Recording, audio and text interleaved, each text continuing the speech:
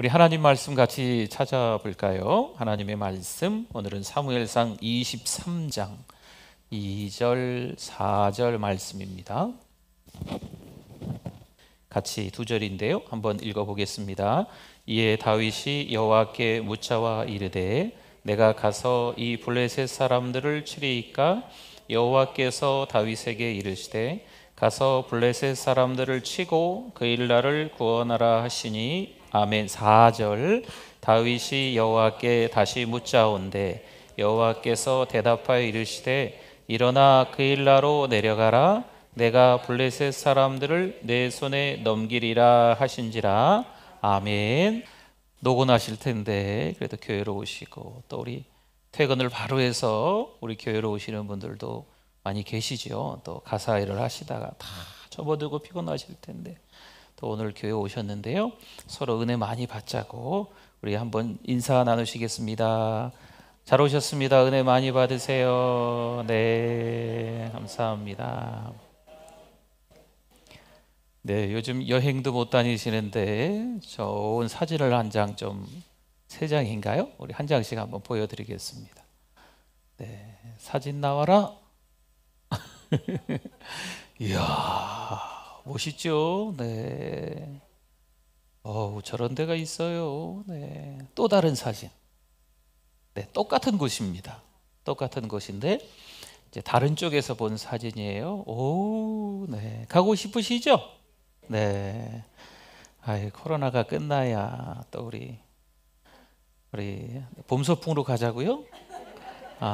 네. 조금 이따가 어디인지 알면 깜짝 놀라실 텐데. 네. 사진 한 장 더. 네. 네. 같은 곳입니다. 네. 세 사진이 다 같은 곳이에요. 바이칼호라고. 네. 우리나라는 아니고요. 아주 유명한 담수호입니다. 그러니까 세계적으로 많은 호수들이 있는데 뭐 이 호수하고 비교가 안 될 정도로 어마어마하게 아주 으뜸되는 호수지요. 이 호수가 겨울에는 완전히 꽁꽁 얼어요. 네, 또 겨울에도 그렇게 아름답다고 합니다. 바이칼호는 중앙아시아와 시베리아 사이에 위치해 있고 주위는 깊은 원시림에 둘러싸인 초승달형을 한 거대한 호수입니다. 길이는 640km 정도입니다. 네, 640km면 여기서 서울 가면 한 300km 되나요? 네? 200km밖에 안 돼요. 그러면은 여기서 어디 우리 저 북한 꼭대기까지 가야 되나요? 아무튼 네, 네, 서울 3번 갔다 오시면 된답니다. 네. 총 면적은 31,500평방킬로미터. 제가 한번 이렇게 찾아보니까 건지산의 100배랍니다. 네, 그래도 감이 잘 안 오시죠? 그러니까 끝에서 끝이 안 보일 정도로 어마어마하게 큰 호수입니다. 평균 수심은 이 물속으로 깊이는 730m. 네. 이 거대한 호수에 약 350여 개의 하천이 흘러 들어오고 있답니다. 흘러 들어와서 이제 물이 쌓이는 거죠. 그래서 담수호 이렇게 이야기하는 거예요. 이 거대한 호수는 1년 중에 반은 이 전체가 다 꽁꽁 얼어 있는 거죠. 얼음으로 뒤덮여 있는 극한의 기상 조건에 놓여지게 됩니다. 좀 심하게 얘기하면 영하 70도 이렇게까지 내려가는 어마어마한 크고 어떻게 보면 아름답지만 웅장하지만 좀 무섭기도 한 그런 호수입니다. 시베리아의 진주라고도 불리며 워낙 아름답지요. 그런데 이 호수의 바닥에는 지금도 25만 명이라고 알려져 있는 많은 사람들이 수장되어 있습니다.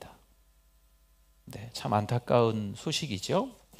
그 이야기를 조금 해드리려고 합니다. 1917년쯤에 1차 세계대전 당시 독일 때문에 그랬잖아요. 그래서 독일하고 연합군, 러시아를 포함해서 막 싸우고 있는 거예요. 그러니까 독일 혼자 그리고 뭐 세계 이렇게 연합군들이 같이 싸우는데 그 중에 한 나라가 이제 러시아였어요. 이 러시아가 공산혁명으로 바뀌기 전에는요, 정말 신실하게 하나님을 잘 믿는 나라였대요. 거리의 이름을 성경의 이름으로 다 바꾸고 음식도 성경의 이름으로. 대단하지요? 또 물건도 성경 이름을 따서 짓는 게 다반사였답니다. 그런데 이 1차 세계대전 당시에 이 러시아도 연합군에 속해서 독일과 그 히틀러 있잖아요. 막 전쟁하고 있는데 하필 러시아 내부에 내란이 일어나는 거죠. 이 공산혁명이 일어나는 거예요. 그래서 그 소비에트 정부에 패배한 거죠. 이제 공산혁명으로 러시아가 이제 바뀌는 거예요. 그러니까 황족, 귀족, 장군들, 여자와 아이, 뭐 이때는 이제 참고하세요. 로마노프 왕조라는 사람들이 있었는데 이 사람들이 이 소비에트한테 지니까, 공산주의한테 지니까 다 쫓겨가게 되는 거죠. 그 숫자가 125만 명이에요. 그러니까 이 125만 명은 신실하게 하나님을 믿었던 사람들이죠. 뭐 쫓겨가는 거죠. 근데 쫓겨가면서 그냥 간 게 아니고 그들이 가져간 게 있어요. 그들이 황금과 보석 500톤을 화차에 싣고 떠났습니다. 참 안타까운 이야기지만 어느 정도 이 금은보화만 있으면 우리가 다시 시작할 수 있다라는 생각으로 가지고 간 것 같습니다. 이 돈만 있으면 회복되겠다라는 생각으로 이들이 가지고 간 거죠. 그러나 영하 20도의 이 길을 지나는 거예요. 계속 횡단하는데 서로 격려하면서 지나가지만 한 사람 두 사람 주변에서 뭐 이제 얼어 죽는 거죠. 뭐 가난아기가, 또 그 엄마가, 또 여자분들이, 또 건장한 남자들도 동사하는 거예요. 얼어 죽는 일들이 막 계속 생기는 거죠. 어떤 날은 20만 명이 모두가 한 날 다 동사해서 죽는 날도 있을 정도로 이 극한의 추위와 이 동장군하고 싸워야 되는 어처구니가 없는 일들이, 아직 바이칼호는 가지도 않았어요. 가는 길 위에서 그렇게 죽습니다. 무려 3개월 동안이나 이 걸음을 걷습니다. 그러니 어떻게 됐을까요? 125만 명이 출발했는데 100만 명이 길거리에서 다 죽었어요. 남은 숫자는 25만 명이었습니다. 25만 명이 이 바이칼호를 건너가야 되는 거죠. 여러분이 아까 보신 호수는 너무 아름답잖아요.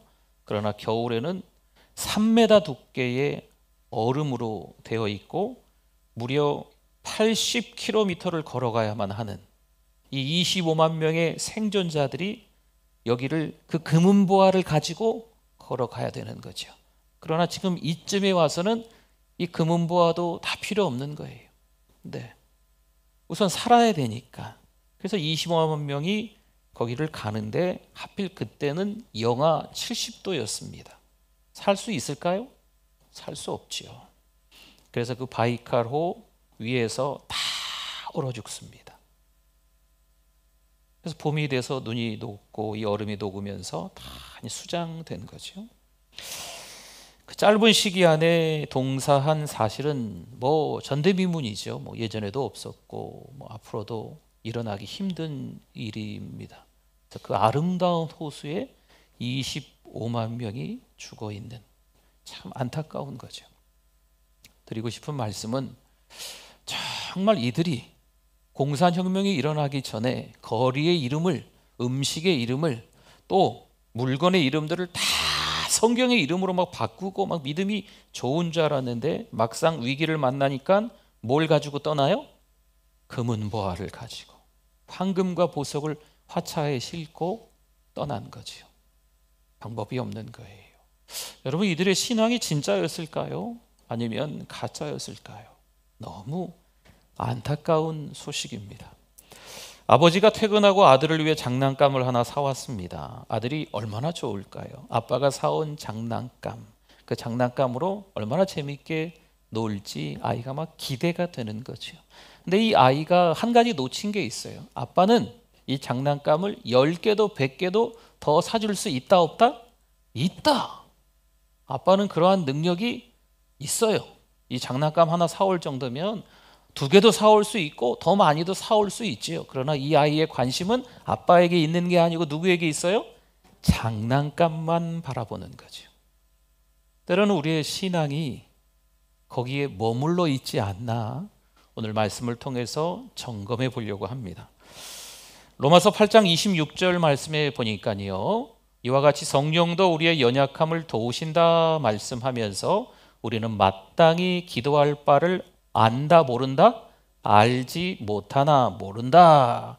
그래서 오직 성령이 말할 수 없는 탄식으로 우리를 위해 친히 간구하시느니라. 아멘.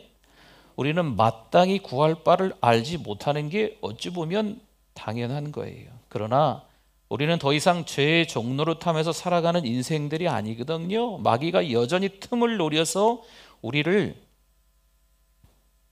속이겠지만, 우리를 뭔가 돈으로 어떤 명예로 유혹하겠지만, 그때 우리는 성령께서 우리를 위해 친히 탄식하시며 간구하신다는 사실을 깨닫고 분별하셔야 돼요. 하나님이 기뻐하시는 일인가? 하나님이 기뻐하지 않는 일인가? 분별 못하면 끝장나는 거예요. 다시 한번 로마서 8장 26절 보세요. 성령도 우리의 연약함을 도우시나니, 그 성령께서 탄식하시며 어떻게 하신다? 간구하신다. 누구를 위해서? 그렇죠, 우리를 위해서, 나를 위해서. 오늘 이 밤에 기도하는 우리들을 위해서 성령께서 간구하시는 줄 믿습니다. 어떻게 기도해야 될지 모르겠어요. 괜찮습니다. 오늘 이 밤에 잘 나오시는 거예요. 퇴근하자마자 불이 나게 달려와서 반주도 하고, 그렇죠?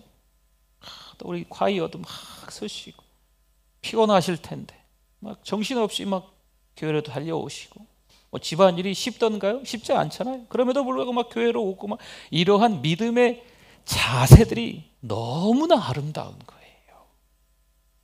괜찮습니다. 어떻게 기도해야 되는지 모르는데 누가 도와주신다고요? 성령께서. 할렐루야. 성령께서 도와주시는 거예요. 아이들은요, 말 그대로 유치해요. 자기 기분대로 생각대로 마음 따라서 달라지는 게 아이들입니다. 하지만 부모는, 여러분 잘 생각해 보세요, 다 들어주지 않아요. 진짜 좋은 부모는 들어줄 것만 들어준다는 거. 그렇죠? 원한다고 해서 다 해주진 않잖아요. 우리가 하나님 앞에 기도하는데 하나님 왜 누구 저 집사님 기도는 들어주고 내 기도는 왜 안 들어주세요? 하나님은 좋으신 하나님이신 줄 믿습니다. 그래서 들어줘야 될 것만, 똑같은 걸 기도하는데 내 거는 안 들어주실 때가 있어요. 그건 하나님의 이유가 있는 거예요. 나에게 좋으신 하나님, 좋으신 뭐죠? 하나님, 참 좋으신 나의 하나님이신 줄 믿습니다. 영적 거장 바울이 무려 3번이나 육체의 가시 때문에 하나님 앞에 간절히 매달려요. 하나님이 들어주셨을까요? 아니죠. 안 들어주셨어요. 그거 들어주시면 이 사도 바울이 더 생명조차 조금 더 귀한 것으로 여기지 않고 달려갈 수 있을 것 같은데 하나님은 아니다 하셔서 그 기도를 안 들어주셨어요. 요셉은 어떻습니까? 그 고통의 세월에서 얼마나 기도했을까요? 그러나 요셉이 지금 해야 될 것은요, 인내하는 것뿐이에요. 이 광야 생활이, 이 고통의 세월이 빨리 끝나야 되는데, 구덩이에 던져진 세월, 구덩이에 던져져서 형들에게 도움을 받아서 어쩌고저쩌고 해서 다시 끌려가는 것 같은데 사실 그것도 구덩이에 던져진 거죠. 노예니까. 보디발 장군의 집에 들어가서 여차여차해서 또 누명으로 또 감옥에 들어가요. 그것도 구덩이에 던져진 거죠. 13년 동안 구덩이에 던져진 삶으로 꽉꽉 채워서 괴로운 나날들 보내지만 그 긴 세월을 보내는 이유가 있다. 인내를 배워가는 거예요. 인내를. 요한일서 4장 19절 말씀, 우리가 사랑함은 같이 읽어보겠습니다. 그가 먼저 우리를 사랑하셨습니다. 아멘. 누가 먼저 사랑하셨다고요? 하나님이 출발점이에요. 하나님 너무 사랑해요. 하나님 당신 없으면 저는 못 살아요. 이렇게 우리가 하는 것처럼 보이지만 하나님 우리를 먼저 사랑해 주신 거예요. 하나님이 출발이 하나님이. 자녀는요, 용돈 때문에 부모를 생각해요. 하지만 부모는 여전히 우리를 생각합니다. 자녀들이 용돈 떨어지면 부모님 생각하지요. 근데 부모님은 여전히 자녀들을 생각하는 거예요. 기도는 우리가 만든 게 아닙니다. 기도는 하나님께서 만들어 놓으신 거예요. 볼까요? 에베소 6장 18절 말씀. 모든 기도와 간구를 하되, 기도하라고 하죠. 하나님이 항상 성령 안에서 뭐하고? 기도하고, 이를 위하여 깨어 구하기를 항상 힘쓰며 여러 성도를 위하여 구하라. 기도하라, 기도하라, 기도하라. 3-4번 계속 반복적으로 나오는 거예요, 말씀이. 그러니까 하나님이 기도하라 하셨기 때문에 우리가 기도 생활을 하는 거예요. 골로새서 4장 2절 말씀도 마찬가지입니다. 같이 읽어주십시오. 기도를 계속하고 기도에 감사함으로 깨어 있으라. 기도하라. 아멘. 깨어 있으라. 아멘. 오늘 이 밤에 몸에 배어있는 경건으로 기도하기 위해 오신 여러분 잘하셨습니다. 기도 생활이 우리의 삶에 아주 중요하다는 거예요. 아유, 뭐 기도 안 해도 되죠. 아니에요. 하나님이 기도하라 하셨기 때문에 기도하셔야 됩니다. 기도해야 하나님과 관계를 맺는 거예요. 기도는 하나님 안에 거하는 삶입니다. 기도해야 내 삶이 안정적으로 돼요. 기도 안 하면 내 마음대로 하고 좋지 뭐. 아니에요. 하나님이 기뻐하지 않는 삶을 살 수밖에 없는 게 우리예요. 아까 로마서 8장 26절 봤잖아요. 마땅히 기도할 바를 우리는 알지 못한다니까요. 성령께서 기도하게끔 우리를 만들어 주시는 거예요. 아, 내가 오늘 교회에 나오다니, 교회 와서 기도를 하다니 난 참 대단해요. 이뻐. 성령께서 기도하게 하셨다니까요. 네. 호흡입니다. 기도는. 그렇죠? 우리 많이 얘기하잖아요. 호흡을 해야 생명력이 주어지는 거예요. 여러분, 사람이 호흡을 안 하면 살 수 있을까요? 아니죠. 기도가 호흡이라니까요. 우리 신앙으로 살아가는 우리 그리스도인들에게 기도는 호흡이니까 호흡을 해야 생명력, 능력이 주어지는 거예요. 호흡을 해야 분별할 수 있는 거예요. 이게 하나님이 기뻐하시는 일인가 아니면 마귀에게 틈을 내어주는 일인가. 얼렁뚱땅 대충 하는 기도하지 마십시오. 하나님 앞에 생명 걸고 기도하실 수 있기를 바랍니다. 우리 다음 주에 자녀들을 위해서 기도하려고 해요. 나는 그런 대로 잘 살았는데 우리 자녀들 걱정하지 마시고 뭐 하자고요? 기도해요. 기도. 새벽에 좀 추울 수도 있겠더라고요. 날씨를 보니까. 그래도 기도해야죠. 뭐 어쩌겠어. 그렇죠? 기도해야 돼요. 기도가 호흡이잖아요. 숨 꼭 참고 살아갈 수 있어요? 아니요. 저는 안 되던데요. 여러분도 안 되실 거예요. 숨을 못 참아요. 기도를 참을 수는 없어요. 우리 믿음의 사람들은. 우리 자녀들을 위해서 특별히 기도해야만 합니다. 2절을 볼까요? 오늘 본문으로 2절을 읽었었지요. 자, 2절에 보면 노란색 부분을 제가 좀 표시를 좀 해놨네요. 다윗이 여호와께 어떻게 했어요? 기도했다라는 말씀이 되겠습니다. 4절도 보세요. 4절. 다윗이 여호와께 다시 뭐 했다? 기도했다. 묻자온데 기도했다는, 다윗이 기도했다는 거예요. 행동할 때 마음 내키는 대로, 생각이 움직이는 대로, 감정이 흐르는 대로 이렇게 하시면 안 돼요. 반드시 일일이 하나님께 여쭤봐야 돼요. 그래서 결정을 해야 돼요. 기도해야 마귀에게 틈을 안 주는 거예요. 여러분, 우리가 다 죄인이잖아요. 저는 뭐 죄인 아닐까요? 똑같죠. 유혹들이 막 찾아와요. 목사님, 저에게는 유혹이 없을까요? 왜 없어요? 유혹이 있죠. 죄인이기 때문에 죄를 져요. 그러나 죄를 짓고 난 이후의 태도가 사실 더 중요해요. 죄를 권장하는 의미는 아닙니다. 죄는 지을 수 있어요. 그런데 죄를 짓고 난 이후에 우리의 태도가 중요해요. 그냥 가룟 유다처럼 후회하고 극단적인 선택을 할 것인가, 아니면 베드로처럼 더 하나님 앞에 회개하고 하나님 앞에 제대로 쓰임을 받을 것인가. 가룟 유다나 베드로나 우리 주님이 특별히 12명을 선택할 때 그 멤버에 들어가는 거예요. 여러분 가룟 유다가 아이고 참 어떻게 저런 사람이 예수님의 12제자 12명 가운데 속했을까? 여러분 이 가룟 유다가 12명 가운데 속한 뿐만 아니라 그 12명 가운데 재정을 회계를 담당했다니까요. 신실한 사람에게 맡기는 거죠. 덜렁덜렁하고 그냥 이게 뭐 자기 돈인지 뭐 공적인 돈인지 이런 거 분간 못하는 사람한테 맡기겠어요? 아니죠. 유다는 신뢰받는 사람이었던 거예요. 그럼에도 불구하고 죄인이기 때문에 죄를 짓는 거죠. 여러분 후회로 끝나는 건 회개가 아닙니다. 하나님 앞에 제대로 회개를 해야 돼요. 물론 장차 왕이 될 다윗이기 때문에 지금 블레셋에게 탈취당한 그일라 성을 구하러 가는 일이 백성을 사랑하는 정의감에서 나온 생각이 맞습니다. 그건 누가 봐도 하나님께 여쭙지 않아도 바로 블레셋을 쳐 들어가서 그일라 성을 구하는 게 맞을 것처럼 보여요. 자기 생각대로 다윗이 행동이 옮겼을까요? 아닙니다.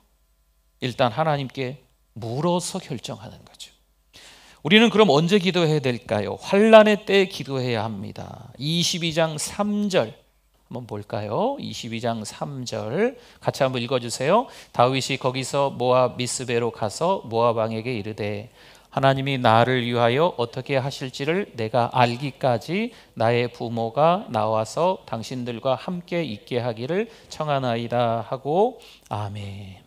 지금 사울의 맹추격으로요 왕 사울이 다윗을 죽이려고 하는 거잖아요. 그렇죠? 지금 환란이 환란. 그러니까 다윗이 자기 부모를 지금 숨기는 거죠. 환란의 때라고 하는 거예요. 기도하는 거죠 그때. 30장 8절 보세요. 30장 8절 한번 같이 노란 부분만 읽어주십시오. 다윗이 여호와께 묻자와 이르되 아멘. 다윗이 뭐 했어요? 환란의 때에 기도했다는 거예요. 내 기분대로 내 생각대로 마음 내키는 대로 하는 게 아니고 항상 하나님께 여쭤봤다는 거죠. 사무엘하 5장 19절에도 마찬가지예요. 다윗이 여호와께 여쭈어 이르되 이때도 환란의 때였어요. 역대상 14장 14절 그 다음 말씀 다윗이 또 하나님께 묻자온대. 계속해서 이 말씀 많은데 지금 몇 군데만 본 거예요. 다윗이 묻자온대. 누구에게? 하나님께 기도하고 있는 거죠. 계속 기도하고 있는 거예요. 사랑하는 성도 여러분, 힘들고 어려운 위기가 찾아왔을 때 뭐 해야 된다? 기도해야 된다. 나라와 민족의 대선이 얼마 남지 않았어요. 뭐 해야 된다? 기도해야 된다. 누가 되니 이래저래 막 싸우실 필요 없어요. 기도하십시오. 이게 지금 질병이 장난이 아니죠 지금. 그렇죠? 이때 뭐 해야 된다? 기도해야 된다. 내가 어떻게 조심하면 되겠지? 아니에요. 기도가 제일 중요해요. 하나님께서 이 일을 통하여서 우리에게 깨닫게 하시는 게 있는 거예요. 이 어렵고 힘든 시간을 빨리 지나갔으면 좋겠는데 저도 마찬가지예요. 여러분 다 같은 생각일 거예요. 빨리 지나갔으면 좋겠는데 라고까지만 생각하지 마시고 빨리 이게 좀 종식됐으면 좋겠는데 까지만 생각하지 마시고 하나님이 이 일을 통해서 뭘 깨닫게 하시려고 하는 걸까? 하나님이 우리 사람들을 더 낮추시는 거죠. 내가 하는 게 아니고 누가 하세요? 하나님이 하시는 것임을 하나님이 깨닫게 하시는 이 과정들. 아마 개개인별로 가정마다 또 다른 이유들이 있을 거예요. 하나님 이 어려운 시간을 보내게 하시는 이유가 있으시죠? 하나님 제가 이번 기회를 통해서 배우게 해주세요. 깨닫게 해주세요. 여러분 이렇게 기도하는 게 제일 중요한 거예요. 그러면 내가 깨달았던 그때에 비로소 나의 위기는 끝나게 되는 겁니다. 그럼 또 언제 기도해야 되나? 우리가 평화의 때에도 기도해야 됩니다. 사무엘하 2장 1절 말씀.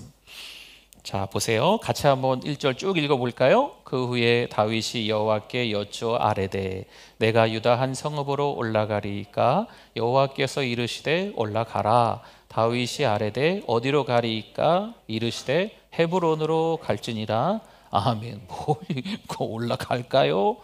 올라가. 어디로 올라갈까요? 아니 뭐 이렇게 그냥 상세하게 다윗이 지금은 어느 때냐면요, 사울 왕이 죽었어요. 사울 왕이 다윗을 죽이러 쫓아다녔는데 이제 사울 일가가 다 망했어요. 끝났어요. 그러면 이미 하나님께서 다윗을 왕으로 세우기로 하셨으니까 다윗은요, 하나님 어떻게 할까요? 어디로 갈까요? 기도 안 하고 그냥 올라가면 돼요. 그렇게 생각하지 않으세요? 이미 다윗을 죽이려고 하는 사울 왕과 그 일가는 다 끝났어요. 그럼 그냥 올라가면 돼요. 그러나 다윗은 이 평화의 때에도 뭐 했다? 기도했다. 사실 환난의 때에 기도하는데 좋은 일이 있을 때는 기도 안 하고 그냥 우리가 영적으로 더 퇴보할 때가 있어요. 어려울 때는 막 주여 하나님 자꾸만 눈물 콧물 쏟고 하나님 이거 어떻게 해서 우리가 이 지경에, 근데 일이 다 끝나면 하나님 그 다음에 뵐게요. 네. 어디 가셨어? 어려울 때는 기도해 달라고 막 그렇게 하시더니 잠잠해지고 그 어려운 일이 끝나니까 교회 안 나오셔. 이런 분들이 있으세요. 제가 짧은 목회를 하는 동안에 보니까 정말 힘들고 어려울 때는 그냥 매번 그냥 와서 기도해 달라고 막 울며불며 하시는데 이게 그 위기가 늘 있지는 않잖아요. 그렇죠? 끝나니까 사라지셨어. 어디로 갔나? 네. 평화의 때도 뭐 해야 된다? 다윗처럼 기도해야 됩니다. 다윗은 환난의 때 일일이 하나님께 물어서 하던 영적 습관을 평화의 때에도 방심하여 버리지 않고 그대로 지켜 기도했습니다. 여러분, 기도 생활은 이렇게 하는 거예요. 위기가 찾아왔을 때 기도 안 하고 아이고 내 팔자야 절망만 하고 아이고 목사님 이런 어려운 일을 겪어보지 못하셨지요? 이런 땐 기도 못해요. 기도 한마디도 안 나와요. 아니에요. 그때도 기도해야 돼요. 그리고 그게 다 없어지고 나서 평안할 때에도 뭐 해야 된다? 기도해야 된다. 여러분 너무 중요한 거예요. 기도 생활. 환난의 때나 평화의 때나 무슨 행동을 할 때 마음 내키는 대로 하지 마시고 내 기분대로 행동하지 마시고 일일이 다윗처럼 하나님께 여쭤보는 거죠. 그럼 하나님이 그 사람의 길을 평탄하고 축복받고 형통한 길로 인도하시는 줄 믿습니다. 반면 어떤 일을 할 때 여호와께 묻지 않고 마음대로 행동하는 일은요 실수로 끝나고 마는 거예요. 하나님께서 이걸 기뻐하시나? 아니면 이건 마귀의 역사인가? 분별이 안 돼요. 그러니까 결국엔 비극으로 끝나는 거죠. 여호수아 9장 14절 말씀에 무리가 그들의 양식을 취하고는 어떻게 할지를 여호와께 어떻게 안 했다고요? 기도하지 않았다. 묻지 않았다라는 거예요. 여러분 여호수아가 누굴까요? 여호수아는요 일평생 믿음으로 살았던 사람입니다. 그렇잖아요. 여호수아 아세요? 네. 모세의 종 여호수아였는데 한 1년여간 지나고 이스라엘 백성들이 광야 한복판에서 가데스 바네아에 도착했을 때 그 가나안을 바라보며 12명의 정탐꾼을 보내잖아요. 그때 한 명이 여호수아잖아요. 40일 동안 두루 가나안을 탐지하고 돌아와서 이 10명이 거긴 못 들어가요. 여러분 지금 40년이 걸리는 게 아니고 짧으면 2주일이라고 얘기하시는 분들도 있는데 아무튼 넉넉 잡아도 지금 여기까지 오는데 8개월인가 10개월인가 걸렸으니까 한 1, 2년이면 도착해야 될 곳이 가나안 땅이거든요. 근데 여기서 이 10명이 부정적인 보고를 하는 거죠. 그들에 비하면 우리는 뭐다? 메뚜기밖에 되지 않습니다. 그러나 이 갈렙하고 또 한 사람 누구요? 여호수아가 그들은 우리의 밥입니다. 왜요? 하나님이 그 땅을 주신다고 약속하셨기 때문입니다 라고 아주 강하게 얘기하죠. 여러분 그 사람이 바로 여호수아예요. 근데 여호수아가 요단강을 건너 갔는데 여러분 이게 어떻게 된 거예요? 갑자기 여호수아가 기브온 거민이라는 여호수아 9장에 나오는 말씀인데요. 거기 왔을 때 이 기브온 거민들이 막 어찌어찌 막 속이는 거죠. 이건 누가 봐도 멀리서 온 사람들인 거예요. 짐도 다 헤어진 걸로, 음식도 막 곰팡이 난 걸로 가져오고 멀리서 온 것처럼 다 꾸미는 거죠. 거짓말, 사기치는 거죠. 이건 당연히 멀리서 온 사람들이네. 우리의 이 가는 길이 걸림돌이 안 되겠네. 그래서 그냥 화치를 맺어버리는 거예요. 뭐 하지 않고? 기도하지 않고. 우리가 생각하기에 당연한 듯 보여도 이건 하나님께 여쭤봐야 된다는 거. 이사야 30장 1절과 2절 말씀에 여호와께서 이르시되 패역한 자식들은 화 있을진저, 잘 보세요. 그들이 계교를 베푸나 나로 말미암지 아니하며 맹약을 맺으나 나의 영으로 말미암지 아니하고 죄의 죄를 더하도다. 그들이 바로의 세력 안에서 스스로 강하려 하며 애굽의 그늘에 피하려 하여 애굽으로 내려갔으되 나의 입에 묻지 아니하였도다. 아멘. 참 무서운 말씀이에요. 하나님의 약속, 하나님의 계명과 상관없이 지들 마음대로 했다라는 거죠. 이스라엘 백성들이 하나님께 기도하지 않으니까 이 엉망이 되는 거예요. 광야 생활 동안에. 여러분, 그 전철을 우리가 똑같이 밟겠습니까? 지금 경제 위기입니까? 아니면 코로나 위기입니까? 아니면 가정의 부부관계 위기입니까? 자녀들의 위기입니까? 뭔 위기입니까? 뭔 고난입니까? 아마 다 있으실 거예요. 그런데 그때 기도하지 않고 내 기분대로, 내 생각대로, 내가 행동하고 싶은 대로 하면 이건 너무 큰 실수가 되는 거예요. 그렇죠. 하나님께 뭐 해야 된다? 기도해야 돼요. 기도 생활이 그래서 중요합니다. 다윗과 같이 하나하나 여호와께 물어서 한 사람의 앞길은 평탄하고 축복의 길이었습니다. 다윗처럼 말이죠. 하지만 여호수아와 이사야 당시의 백성들처럼 여호와께 묻지 않고 한 행동은, 그런 사람들은 실수요 불행이 된 거죠. 여러분, 우리가 거울로 삼아야 돼요. 누구는 따르고 누구는 따르지 않고 정확해야죠. 그렇죠? 하나님께서 기뻐하시는 귀한 하나님의 사람들은 거울로 삼고 따라해야 돼요. 하나님 앞에서 기도하지 않은 사람들은요, 그 사람들을 보고 손가락질할 게 아니라 우리가 우리는 기도해야 되겠다, 이걸 깨달아야 되는 거죠. 주변에 믿음 생활을 제대로 못하는 분들이 요즘 있을 수 있습니다. 아이고 참, 교회 직분자가 돼가지고 교회도 안 나오고 그냥 아이고 저럴 줄 알았어, 아이고 내가 코로나 전부터 저럴 줄 알았어. 그럴 필요가 없습니다. 그분들을 보고 아이고 나는 혹시 그런 부분이 없나, 신앙의 점검을 하시고 똑바로 믿음으로 바로 서야 돼요. 그래야 그분들을 잡아주죠. 그분들을 비판하고 욕하는 게 아니고 그분들을 위해서 기도해주고 그분들을 다시 우리 믿음의 현장으로, 이 교회 공동체 안으로 오시게 해야 돼요. 물론 이 코로나를 통해서 그런 얘기도 있더라고요. 각 가정이 다 교회가 됐다. 긍정적인 측면에서 그런 면도 있는데, 어쨌든 이 코로나가 지나고 난 이후에 그 가정에서 예배 드렸던 분들이 다 교회로 올까? 네. 이 교회 공동체는 은혜의 공동체니까 모여서 은혜 받는 일이 얼마나 중요한지를 알기 때문에 많이들 돌아올 거라고도 예상을 하지만 또 안타까움이 좀 있어요. 벌써 한두 달이 아니고 2년이 지나잖아요. 그렇죠? 여러분, 우리 교회는 그래도 이제 뭐 몇백 명에서 안 나오시는 분들이 있는 건데, 몇천 명, 몇만 명이 모이는 교회는요, 정말 헤아릴 수 없이 많은 사람들이 교회를 안 오세요. 네. 우리는 그에 반해서 몇백 명 가운데 뭐 어느 정도니까 별로 티가 안 날 수도 있거든요. 그런데 큰 교회들 안에 있는 사람들 대부분의 성도들이 그냥 갈피를 못 잡는 거예요. 교회 다니니까, 유명한 교회 목사님이 말씀 전하시는 교회 다니니까 내 믿음이 너무 좋은 줄 알았거든. 뭐 거리의 이름도, 뭐 음식 이름도, 또 뭐였어? 물건 이름도 다 뭐 성경의 이름으로 바꿀 정도로 이 러시아 사람들이 믿음이 너무 좋았다니까요. 막상 위기가 생기니까 금은보화 가지고 도망가는 거죠. 이게 있어야 나중에 대책이 있다. 아니잖아요. 다 죽잖아요. 그렇죠?